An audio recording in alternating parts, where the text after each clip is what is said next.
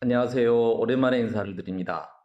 제 채널을 쭉 봐오신 분이라면 아시겠지만은 저는 올해 들어와서 이 에스페란토라고 하는 언어를 새롭게 입문해서 공부를 해 왔었습니다. 그래서 오늘은 제가 이 에스페란토라고 하는 언어를 입문했던 경험을 한번 정리해 보면 좋겠다라고 하는 생각에서 자료를 준비해서 이렇게 이제 카메라를 켰습니다. 먼저 제가 이 에스페란토를 공부하게 된 그 이유를 먼저 한번 설명을 드려야 될 것 같습니다. 지금은 제가 중국에 돌아와서 지금 일을 하고 있습니다만은 2020년부터 대략 3년 정도의 기간을 코로나 때문에 그러니까 제가 일하는 중국에 돌아오지 못하고 한국에서 온라인 수업으로 수업을 해 왔었습니다. 그래서 이 기간은 저에게는 조금 지루한 기간이었고요. 뭔가 이 기간 동안에 집중할 만한 새로운 아이템이 필요하다 이런 생각을 하고 있던 차였습니다. 그러던 중에 저는 새로운 언어를 공부하는 것에 대해서도 관심이 있기 때문에 이번 기회에 새로운 언어를 하나 공부를 해보면 어떨까라는 생각을 하게 되었습니다. 에스페란토는 제가 대학 시절에 이 에스페란토가 그 인공 언어다, 사람이 만든 언어다라고 하는 것을 알게 되고 꽤 호기심을 느끼고 있었던 언어입니다. 그래서 그 시절에 그 서점에 나와 있던 교재를 사기까지 했었는데 그 교재를 가지고 공부를 하지는 못했었고요. 그냥 제 책꽂이에 상당 기간 꽂혀만 있다가 이번 기회에 이 언어를 한번 공부해 보면 어떻겠는가라고 하는 생각을 하게 돼서 공부를 시작하게 되었습니다. 특히 언어를 공부할 때는 이 언어는 사람들 간의 의사소통을 위해서 사용하는 것이지 않습니까? 그래서 새로운 언어 환경을 만드는 것이 이제 필요하다. 그래서 주변에 에스페란토를 사용하는 사람이 어디 있는가 좀 찾아보려고 노력을 했습니다. 그래서 이제 에스페란토 협회에도 연락을 해보고 해서 제가 거주하고 있는 광주에도 이제 지역 모임이 있다라는 것을 알게 되었고 코로나가 조금 절정을 지나고 난 올해 초부터는 이 모임도 이제 다시 모이기 시작해서 저도 이 모임에 나가기 시작했습니다. 그래서 이제 올해 초에는 그렇게 정기 모임에 나가고 또 전남북 공동 연수도 있었고요. 또 여름에는 에스페란토 한국협회에서 주최하는 여름 강습회에도 참석을 할 수가 있었습니다.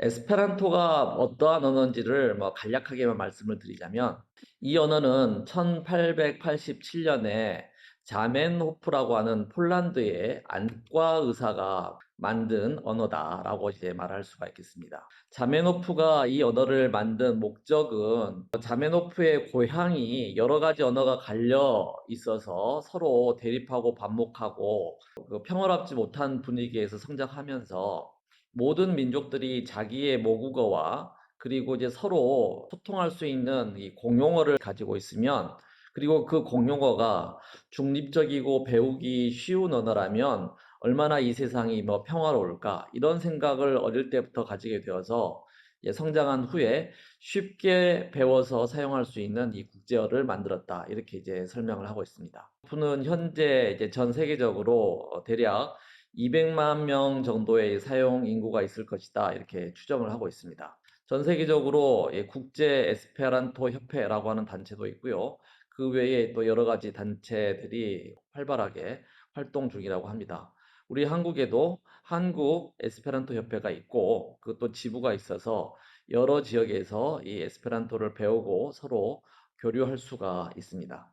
에스페란토의 특징을 짧게 이야기를 해보자면 이 에스페란토는 앞서 말씀드린 것처럼 자메노프가 이 국제적으로 의사소통을 할 수 있는 그러니까 국제어 또는 국제 보조어의 그 목적을 가지고 만든 언어라고 할 수가 있겠습니다. 그래서 에스페란토가 가지는 특징을 이야기를 해보자면은 첫 번째는 이 중립어여야 된다라고 하는 그 이상을 가지고 있죠. 우리가 지금 현재 배우고 있는 여러 종류의 외국어는 되게 크고 힘이 강한 언어이지 않습니까? 자메노프는 이러한 언어 제국주의적인 태도를 비판하면서 모든 나라, 모든 민족들이 자기 모국어 외에 평등하게 접근할 수 있는 보조 언어를 가지면 어떻겠느냐 이런 제안을 하는 것입니다. 그렇기 때문에 이렇게 국제 보조어로 사용을 하려면은 모든 나라, 모든 민족들이 쉽게 접근을 할 수가 있어야 되겠죠. 그래서 두 번째로 이 에스페란토가 이제 가지려고 노력하는 특징은 배우기 쉬워야 한다라고 하는 이러한 점을 대단히 강조하고 있습니다. 에스페란토의 문법도 대단히 간결하고 또 그 규칙적이어서 기본적으로 예외가 없다라고 하는 그러한 특징을 가지고 있습니다. 그리고 이렇게 이제 쉽더라도 언어라고 하는 것은 사람의 생각과 감정을 표현할 수 있어야 되지 않겠습니까? 그래서 아무리 쉽더라도 언어적으로 이것이 사람의 감정과 생각을 잘 표현할 수 있어야 된다. 사람들의 미묘한 감정도 표현할 수 있어야 되고, 그 사람들이 활동하는 여러 분야, 문학, 예술, 경제, 과학 등 각 분야에서 이 언어가 부족함 없이 표현될 수 있어야 이게 이제 그 국제어 또는 국제 보조어로 사용될 수 있겠다라고 하는 것이죠. 에스페란토를 비판하는 분들은 과연 이 에스페란토가 중립어라고 말할 수 있는가? 뭐 이 점을 이제 지적하기도 합니다. 왜냐하면 이 에스페란토는 만든 사람이 자메노프로서 그 사람 자신이 유럽 사람이고 그 언어의 특징을 살펴보더라도 너무 유럽어 중심이다라고 하는 비판을 받고 있습니다. 또 이러한 지적이 뭐 상당 부분 타당하기도 합니다. 왜냐하면 이 에스페란토의 이 어휘, 단어들을 살펴보면 대개 로망스어 어휘가 뭐 75% 정도를 차지하고 있고 그 다음에 게르만어 쪽 어휘가 20%뭐 이 정도를 차지하고 있기 때문에 너무 유럽어 중심으로 이 언어가 구성되었다라고 하는 지적은 뭐 타당하기도 합니다. 그렇지만 그렇다면 그 모든 이 전 세계 언어에 완전히 중립적인 언어가 가능하냐 이런 반론을 제기하기도 합니다. 그래서 중립어라면 이게 모두에게 중립적이라면 이게 결국에는 모두에게 어려운 언어가 아니겠느냐 뭐 이제 이런 반론을 제기하는 분들도 있습니다. 저의 개인적인 견해를 조금 말씀드리자면, 그래서 이제 자메노프의 이 뭐 중립어라고 하는 이 목표는 그 비판하는 분들의 그러한 지적이 타당한 부분도 있습니다. 그래서 이제 원래의 목적과는 별개로 지금 내가 그 배울 것인가, 이것을 결정하는 문제가 남아 있는데요. 그렇다면 남아 있는 문제는 이 언어가 배우기 쉬운가? 그리고 배웠다면 이것을 내가 유용하게 사용할 수 있는가? 이것이 이제 중요한 문제가 아닌가 저는 그렇게 생각을 합니다. 그렇다면 먼저 에스페란토가 과연 배우기 쉬운가? 이 점을 먼저 이야기를 해보고자 합니다. 에스페란토가 배우기 쉬운 언어인가? 그 새로운 언어를 배울 때 그 언어가 쉬운가라고 하는 이 난도의 문제는 결국에는 배우는 사람, 그 사람의 모국어, 즉 익숙한 언어와 어느 정도 비슷한가 여기에 따라서 난이도는 달라질 수 있습니다. 자기 언어와 익숙하고 그 규칙이 복잡하지 않다면 이제 쉽게 배울 수 있는 것이겠죠. 난이도를 결정하는 것은 결국에는 단어가 내가 이미 알고 있는 언어와 비슷한 부분이 많이 있는가, 그리고 이 단어의 구성이 간략하게 구성이 되어 있는가, 이 점이 일단 중요할 것이고요. 또 한 가지는 이제 그 언어의 규칙, 즉 문법이 배우기 쉬운가, 그리고 간단한가, 이러한 점에서 판단을 해보면 될 것 같습니다. 그래서 이제 에스페란토가 쉽다고는 하지만 제가 서두에서 말씀드린 것처럼 이게 그 무슨 마술처럼 갑자기 잘하게 되는 그러한 정도로 쉬운 언어라고는 할 수가 없다. 이게 이제 제 개인적인 생각입니다. 왜냐하면 뒤에서 조금 더 자세히 말씀드리겠지만 에스페란토의 문법은 상당히 규칙적이고 그래서 배우기 쉬운 편이라고 생각합니다. 그렇지만 결국에 새로운 언어를 배울 때 중요한 것은 그 어휘가 양이 방대하기 때문에 이 어휘를 얼마나 숙지하고 있느냐라고 하는 것이 중요한 것 아니겠습니까?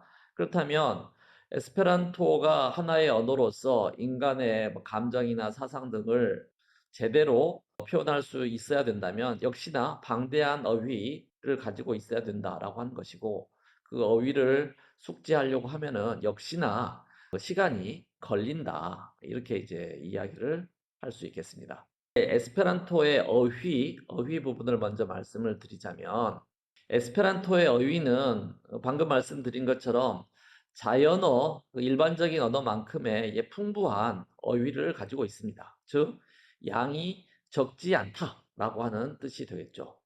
그래서 이 언어를 배워서 내가 말할 수 있으려면 역시나 이 어휘력을 늘리고 익숙해지려고 하는 노력이 필수입니다. 여기는 그야말로 노력이 필요한 것이기 때문에, 특히나 이게 이제 유럽어의 어휘를 많이 가지고 있다라고 하는 것은 이 아시아 언어를 사용하고 있는 우리 한국인에게는 갑자기 마술처럼 쉽게 이 언어를 구사할 수는 없다라고 하는 그런 의미로 해석될 수 있다라고 할 수 있겠습니다. 그럼에도 불구하고 이제 에스페란토 어휘를 공부하는 게 우리들에게 있어서 조금 용이한 부분, 편한 부분이 있다면, 그 역설적으로 에스페란토 언어는 유럽어 중심의 어휘 구성을 가지고 있다라고 하는 점입니다. 이제 우리 한국 사람들은 뭐 잘하건 못하건 간에 그래도 많은 분들이 영어를 꽤 오랫동안 학습을 해온 사람들이 많지 않습니까? 이 영어를 공부한 분들이라면 이 에스페란토의 어휘도 역시나 뭐랄까 아주 낯설지는 않고 꽤 익숙하다, 이러한 인상을 받을 수가 있습니다.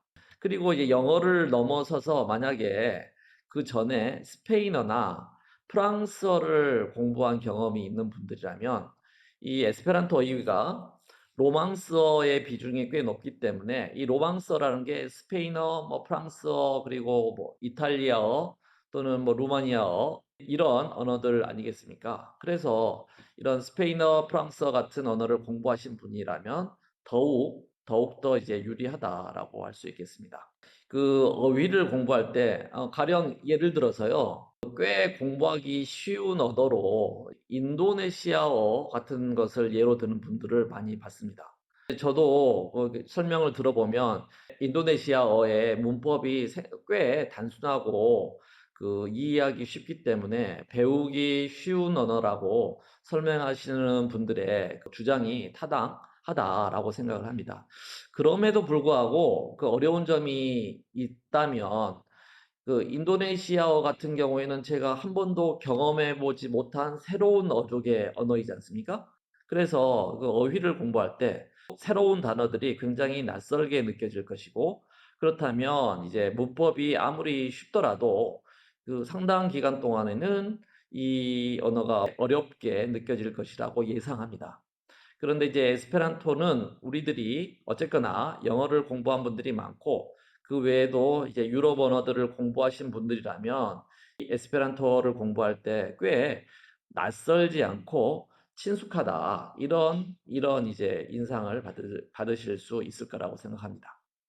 두 번째로 에스페란토 어휘를 공부하는 데 있어서 그래도 편한 부분이 있다면, 이 에스페란토의 어휘는 접두사, 전미사 등을 많이 활용을 해서 하나의 기본 단어에서 다양한 단어를 파생시키고 있어서 굉장히 경제적으로 효율적으로 공부를 할 수 있다, 단어 공부를 할 수 있다, 이런 점을 말씀드릴 수 있겠습니다.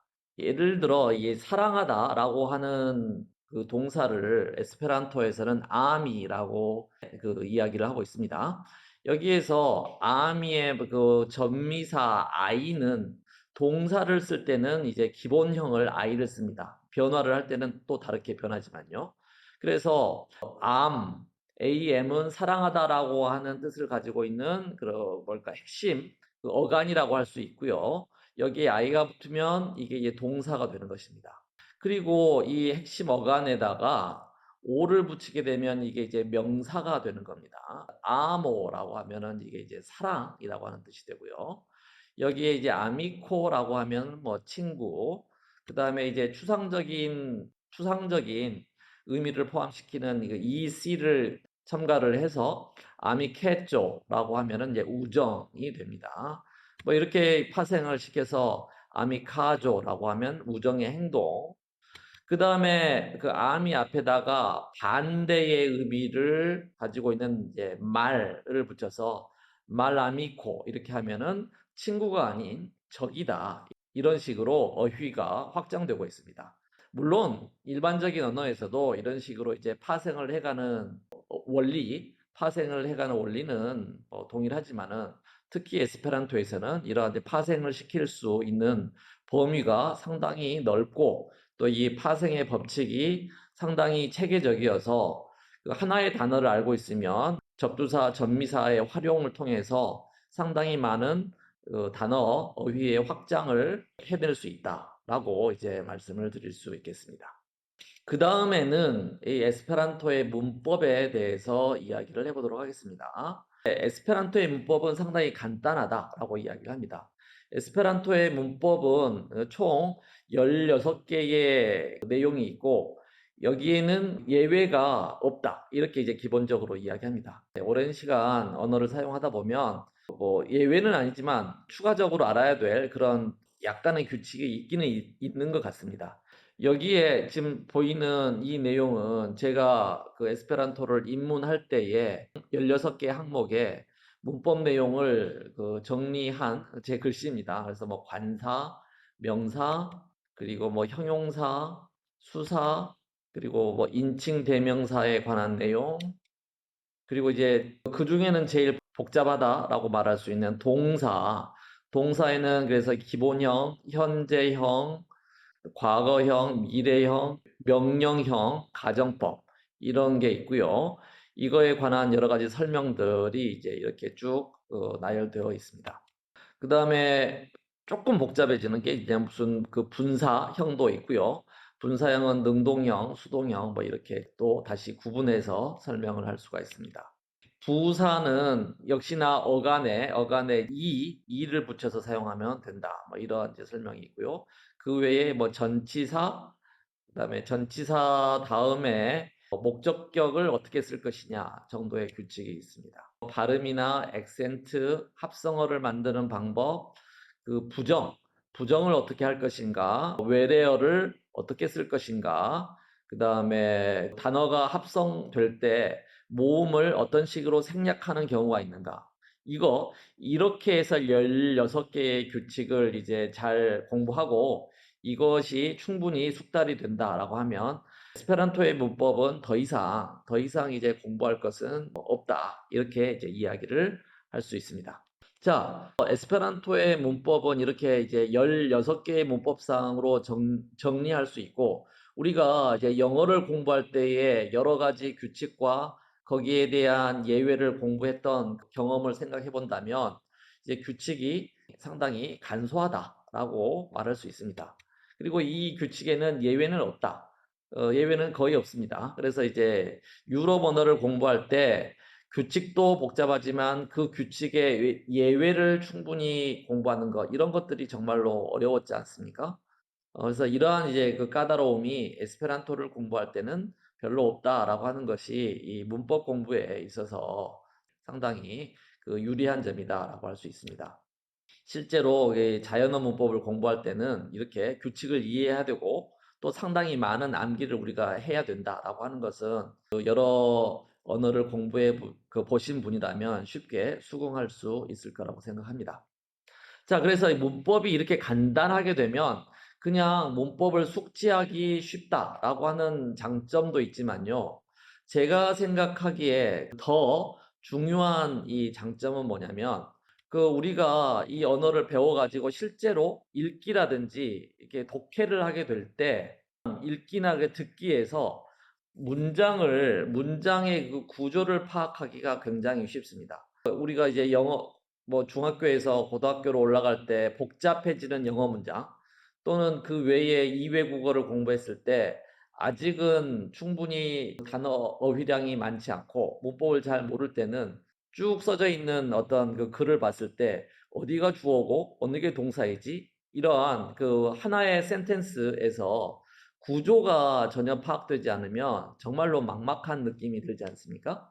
그런데 이제 에스페란토 같은 경우에는 아까 봤듯이 동사는 I 또는 이제 I의 어떤 변화형으로 끝나고 명사는 다 O로 끝나고 부사형은 기본적으로 다 E로 끝나기 때문에 내가 실제로 어떤 이 단어들을 잘 알지 못하더라도 이 문장을 보면 아 이거는 주어고 이거는 동사고 여기는 부사겠구나 라고 하는 식으로 이 문장 구조가 쉽게 파악이 됩니다. 그래서 아직 그 어휘량이 충분히 많아지기 전이라도 어떤 내가 모르는 문장을 봤을 때, 모르는 글을 봤을 때 그렇게까지 막막한 느낌이 들기보다는 아, 사전만 있으면 이 문장을 쉽게 이해할 수 있겠구나라고 하는 자신감을 상당히 빠른 시기에 가질 수 있다라고 하는 것이 이 에스페란토 문법을 공부할 때 그리고 에스페란토를 쭉 공부해 갈 때 우리가 그래도 이 에스페란토가 다른 일반적인 언어보다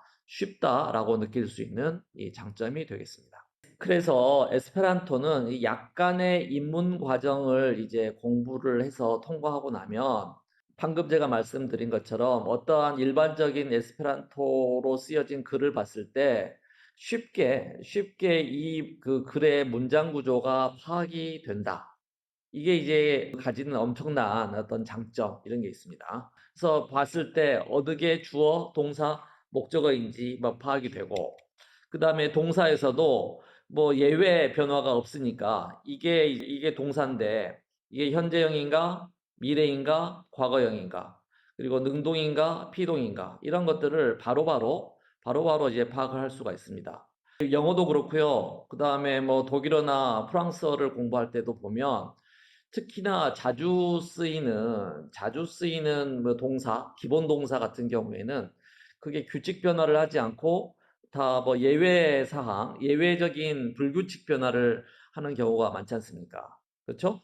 그래서 이제 자주 쓰이는 동사일수록 불규칙 변화를 하기 때문에 우리가 중급 이상의 쓰여진 글을 봤을 때 이 글의 어떤 구조, 문장의 구조를 파악하는 게 생각보다 어렵다. 이런 경험을 저는 많이 했습니다.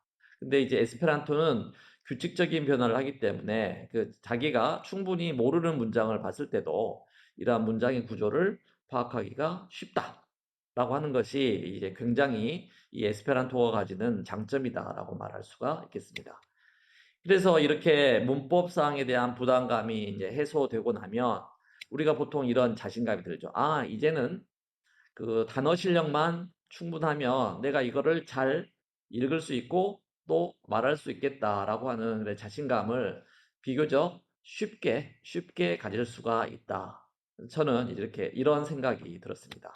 우리가 영어를 공부할 때 이 방금 제가 말씀드렸던 사전만 있으면 책은 읽을 수 있다라고 하는 그 정도의 수준, 이게 이제 어느 정도의 수준이 되겠습니까?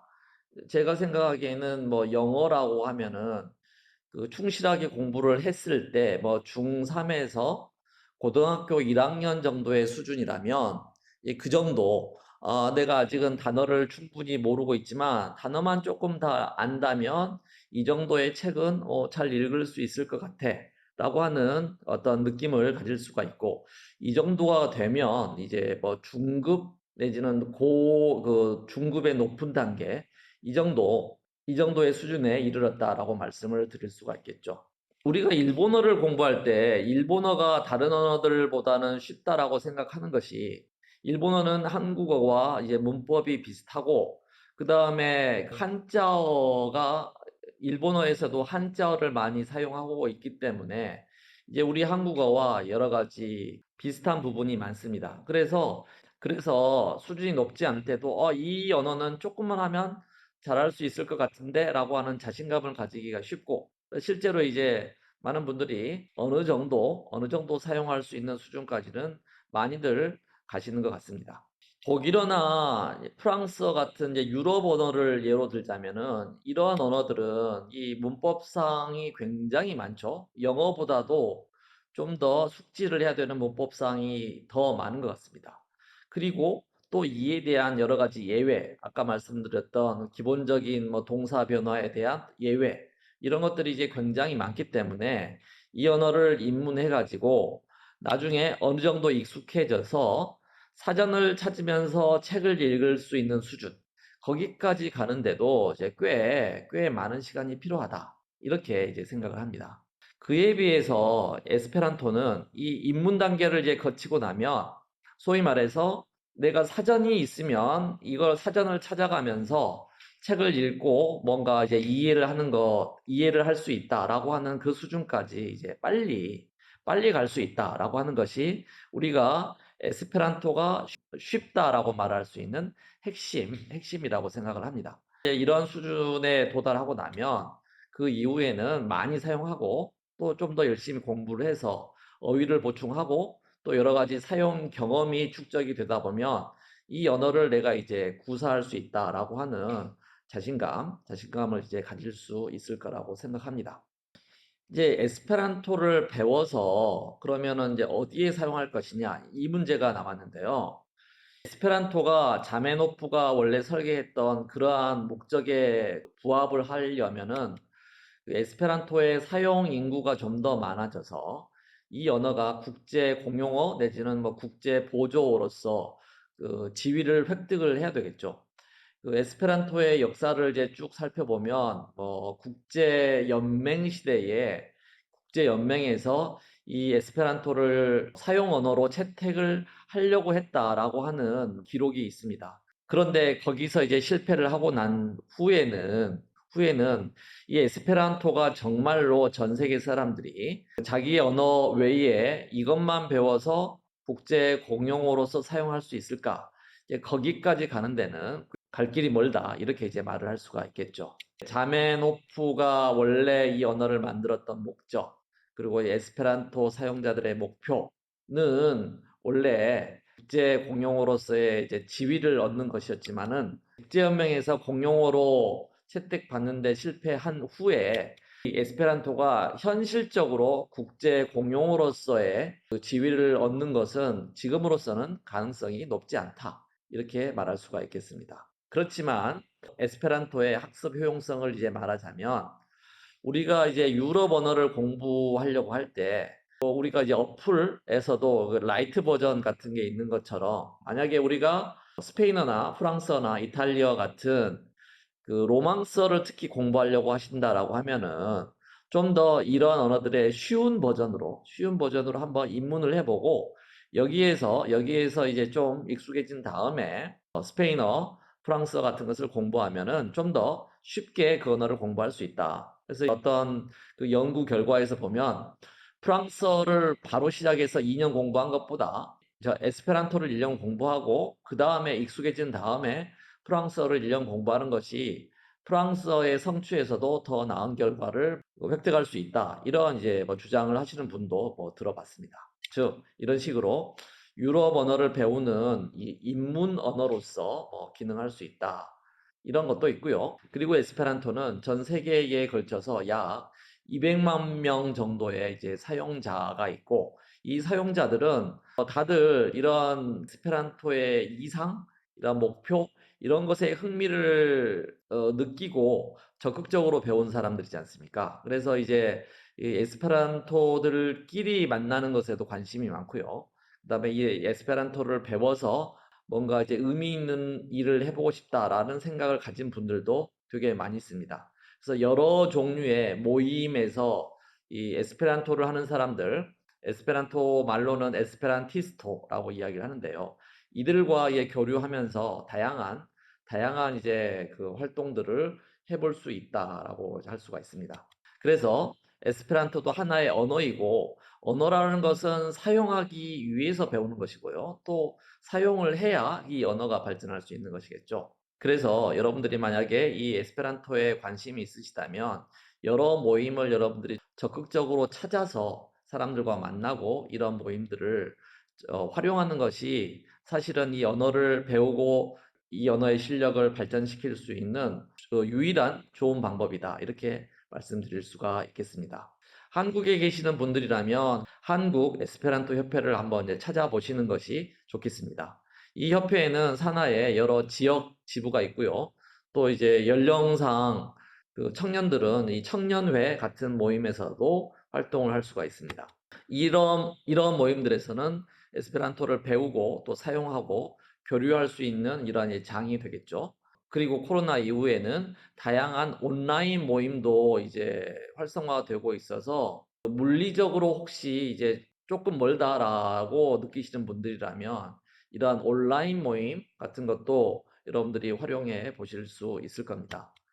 이 모임에 이제 계시는 분들은 대체적으로 다 개방적이시고요.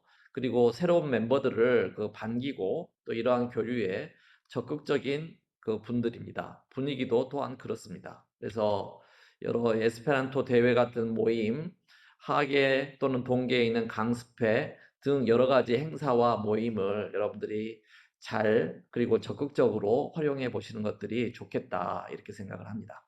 한국뿐만 아니라 이러한 에스페란토 모임은 여러 가지 국제적 교류에도 도전을 해볼 수가 있습니다. 세계 여러 에스페란토들이 모이는 세계 에스페란토 대회 이런 것도 있습니다. 올해 2023년도에는 이탈리아 토리노에서 이 모임이 8월 초에 있었고요. 그리고 내년에는 아프리카의 탄자니아에서 모인다라고 합니다. 세계 모임만 있는 게 아니라 또 이게 대륙별로 이렇게 모이는 모임도 있습니다. 아시아에는 아시아 에스페란토 대회 뭐 이런 게 있습니다. 2022년도에는 아시아 오세아니아 대회를 부산에서 개최하기도 했습니다. 이렇게 이제 국가 모임 또는 뭐 이런 지역별 모임에는 해당 소속 멤버들 외에도 다른 나라 뭐 다른 지구에서도 이렇게 많이 참가를 하시는 것 같습니다. 그래서 가령 한국에 에스페란토 대회가 있었다라고 했을 때도 중국이나 뭐 일본에서도 많은 분들이 방문하신다라고 들었습니다. 그 외에 뭐 지부나 도시 단위의 모임에서도 국제적인 교류를 하기도 합니다. 그러니까 뭐 광주시가 타이완에 있는 어떤 도시와 교류를 한다. 일본에 있는 어떤 도시와 이렇게 서로 방문하면서 교류를 한다. 이러한 경험을 하실 수도 있습니다. 그리고 만약에 우리가 한국을 떠나서 해외에 나가서 조금 장기간 거주해야 된다. 이런 경우에도 그 현지에 혹시 에스페란토 모임이 있는지, 이 나라에는 에스페란토 조직이 어떻게 되어 있는지 한번 찾아보고 참가하는 것도 가능하겠습니다. 또 여행을 하는 경우에도 그 해당 국가에 에스페란토 사용자를 찾아서 뭐 방문을 해볼 수도 있고요. 이런 목표를 이제 가지고 있다면은 좀 더 이 에스페란토의 구사 능력을 좀 더 높여야 되는 그런 어떤 동기부여가 될 수도 있겠다라고 이제 생각을 합니다.